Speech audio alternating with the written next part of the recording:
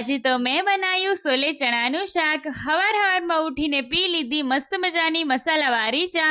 પછી કાબરુને ગાંઠિયા નાખ્યા, કબૂતરને દાણા અને ગલુડિયાને બિસ્કિટ। પછી તો ઘરનું નાનું મોટું કામ કર્યું। પછી મેં મારું મિશન સંભાળ્યું। તો આજ તો મારે ખાવા બનાવવાના હતા દાળ ભાત અને સોલે ચણાનું શાક। પલાળેલા ચણાને કુકરમાં નાખ્યા, પાણી નાખી અને સ્વાદ પ્રમાણે મીઠું નાખીને બાફવા માટે મૂકી દીધા। પછી સાઈડમાં દાળ ભાત ધોઈ નાખ્યા અને સ્વાદ પ્રમાણે મીઠું નાખીને ઈને બાફવા માટે મૂકી દીધા। પછી મમ્મીએ કીધું કે રીતિ રોટલીનો લોટ તો નહીં દરવો પડશે, તો મેં કીધું કે હારું તણે દરી નાખું। લોટ દરવા જઈ તાણ તો ઘંટીનું હેન્ડલ તૂટી ગયું। પછી તમે ડિસમિસ થી ઘંટી ખોલી, ઘંટી ચાલુ કરીને તે ઘંટી ચાલુ જ ના થાય। ઘંટી બોલતી નથી, ચાલતી નહીં, ચીમરી હાણી। ઘંટી માં મોટો ગારો કાઢ્યો અને પછી ચાલુ થઈ। પછી સોલે ચણાની ગ્રેવી કરી નાખી અને આ ટમેટું હતું ને એ મારું ખેતરનું હતું। હવે શાકના વઘાર માટે 4 ચમચી જેટલું તેલ લઈશું। મેં અહીંયા વડા તૈયાર હતા ને ઈ તેલ લીધું હે, એટલે કોઈ કહેતા નહીં કે કચરું હે તેલમાં। તેલ આવી જાય ને એટલે એની અંદર આપણે હુકા મસાલા નાખીશું, રાઈ જીરું અને હિંગનો વઘાર કરીશું।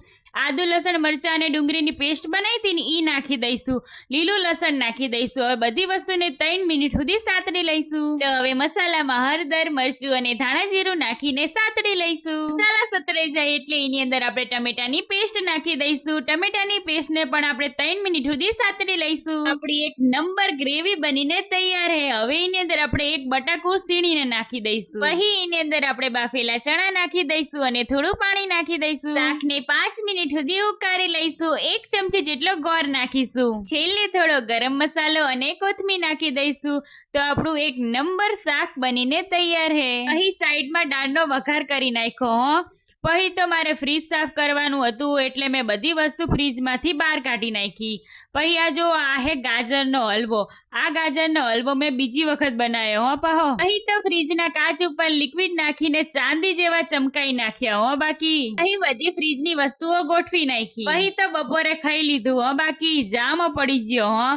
પછી મારે ને મારા મમ્મીને તો જવાનું હતું ખેતર। ટમેટીમાં એને ખડ થયું હતું ને બહુ, તે સોરવાનું હતું। પછી હું અને મમ્મી જ્યાં ખેતર આવીને આપણે તો આપણું કામ ચાલુ કરી નાખ્યું અને ટમેટી સોરી નાખી। સુરજ દાદા આથમવા માંડ્યા। પછી હું અને મમ્મી વર્યા ઘર તરફ। પછી ઘરે આવીને હાજનું ખાવાનું બનાવ્યું અને મારે બનાવવાની હતી સાસ। અમે તો હે ને વલોણામાં સાસ બનાવ્યું, બ્લેન્ડરની સાસ અમને ના ભાવે હો। આજનો દિવસ થયો પૂરો। હાસ આજ તો હું થાકી જઈ હો। બાકી વિડીયો ગમે હોય તો એક લાઈક જરૂર કરજો। કાલે ફરી મળીએ નવા બ્લોગ સાથે। આવજો।